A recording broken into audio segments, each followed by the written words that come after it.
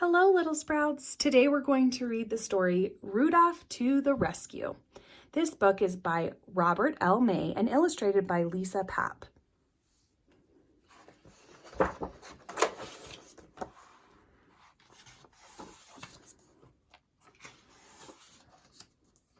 Remember Rudolph the Red-Nosed Reindeer's first exciting Christmas? Remember how his red, shiny nose showed Santa the way through the dark and foggy Christmas Eve sky? Well, when Santa and Rudolph finally finished leaving all the boys and girls their presents that night, they were both so tired that they went away for a long rest. Rudolph, of course, first asked his mother and daddy if he could go. So that no one would be able to find them or bother them, they went as far from Santa's North Pole office as they could, way down to the South Pole. After a 3-week rest, Santa took Rudolph back to his mother and daddy. Then Santa went back to his own North Pole office. He unlocked the front door and pushed, but the door hardly budged. Then he backed up, took a running start, and crashed his big round tummy against the door, just as hard as he could. Santa bounced off like a big round rubber ball. The door moved a little this time, just enough for Santa to squeeze in. And there he found the whole room was filled to the ceiling with letters the mailman had dropped through the mail slot while Santa had been away. Letters written by children to thank Santa for their presents. How will I ever be able to read them? Cried Santa. With just one small lamp in my office and the North Pole nights 6 months long, I'll ruin my eyes. If only Rudolph were here to help me and to light up the room with his shiny red nose. There's an idea. I'll phone him. So Santa sent for Rudolph, who came right away, sat down next to Santa, and helped him open and read those piles and piles of letters. Suddenly, Santa heard Rudolph was crying. Here, Santa, you read this letter before my tears make the words any wetter. Dear Santa, you didn't find us Christmas Eve because Daddy's circus moves to a different town every day, so our stockings were empty Christmas morning. We didn't get any presents at all. Please, Santa, try hard to find us next Christmas, 'cause Mother and Daddy say we've been very, very good. With love, Sonny and Sis. Then Rudolph said to Santa, we'll have to find out where their circus will be, and the very best person to find them is me. So Rudolph traveled to the town where Sonny and Sis's letter had been mailed. Meeting some boys and girls, Rudolph asked if they knew where the circus was. That silly little circus, it left for the next town weeks ago. It only stayed here one day. Nobody went to see it. It was terrible.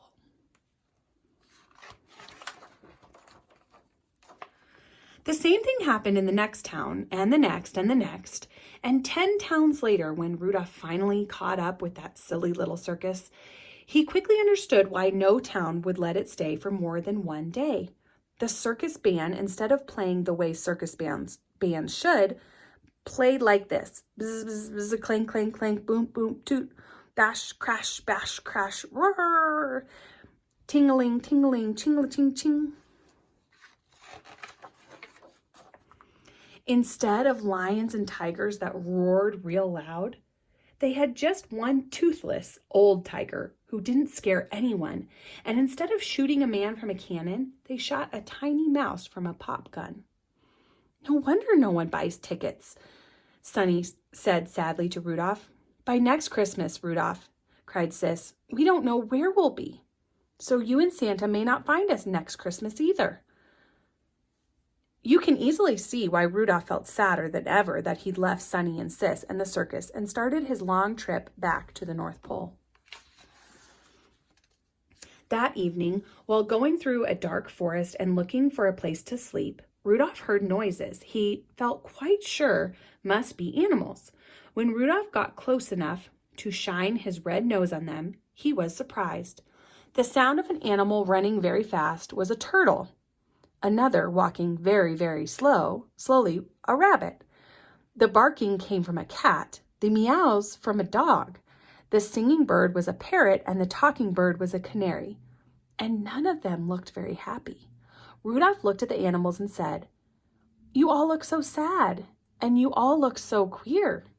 Excuse me for staring, but why are you here?"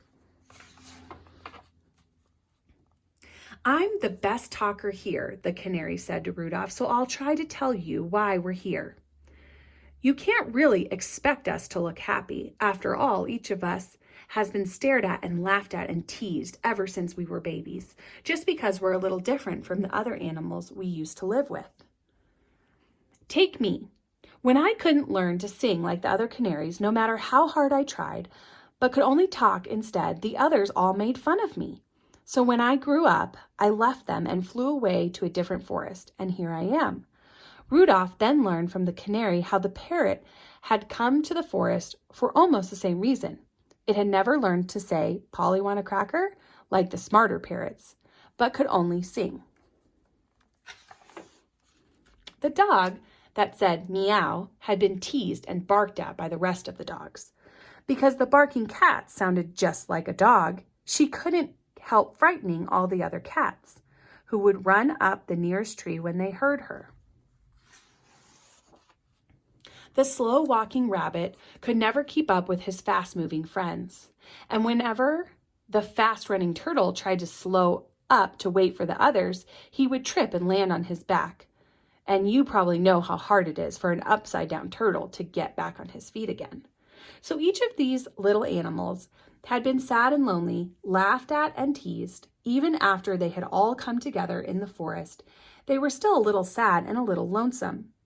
But at least they didn't tease or laugh at each other. After all, there was something a bit peculiar about each of them. "As a matter of fact," the canary said to Rudolph, "you're a little different from the other reindeer, too. Why don't you stay here with us? After all, isn't your nose a little bit, Rudolph smiled and said, "You can't hurt my feelings. My nose is a sight. But it sure helped old Santa that dark, foggy night. I know how it feels to be teased just like you, but I have an idea. I know what I'll do to make each of you just as happy as me. So first I'll tell Santa, then boy, wait and see." Can you guess what Rudolph's wonderful idea was?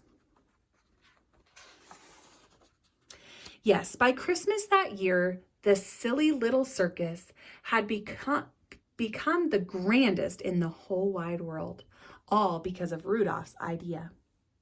You won't believe your ears, the baffling and bewildering barking cat. It's shocking, the fastest turtle in the universe. Slowest rabbit you'll ever see. He's always late. Don't miss it.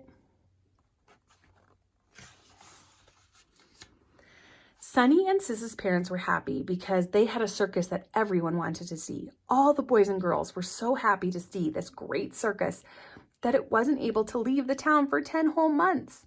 Santa and Rudolph were happy too because they knew that this year they would have no trouble finding Sunny and Sis and filling their stockings all the way to the top. Sunny and Sis were happy because this year Santa brought them everything they asked for. In fact, he brought each of them an extra present because of he had missed them the year before. And then it was all over. Santa said, "Rudolph, you've made as many people happy on this, your second Christmas with me, as you did on your first." Rudolph felt very proud. And he said, "I hope you'll invite me to help you each year. The happiest moment, Aloud, any dear, is riding with you, sir, and guiding your sleigh, the number one job on the number one day, and calling to all as we drive out of sight. Merry Christmas to all, and to all a good night." Little Sprouts, I hope you enjoyed this story about Rudolph and his second Christmas and how he helped the animals and the children. Have a great night.